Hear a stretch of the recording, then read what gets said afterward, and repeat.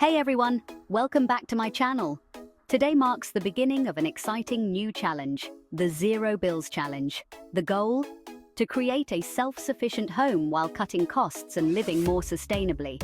And on day one, we're starting with a simple yet impactful change, saying goodbye to our electric washing machine. By eliminating the use of our electric washing machine, we'll not only save on electricity costs, but also reduce our carbon footprint. Instead, I've invested in a hand-cranked washing machine, which will allow me to do laundry without relying on electricity. This hand-cranked washing machine is not only cost-effective, but also eco-friendly. It's a great alternative for those looking to reduce their utility bills and live more sustainably. Plus, it gives a good workout while doing laundry. Creator. I'm excited to see the impact this small change will have on my overall bills and lifestyle.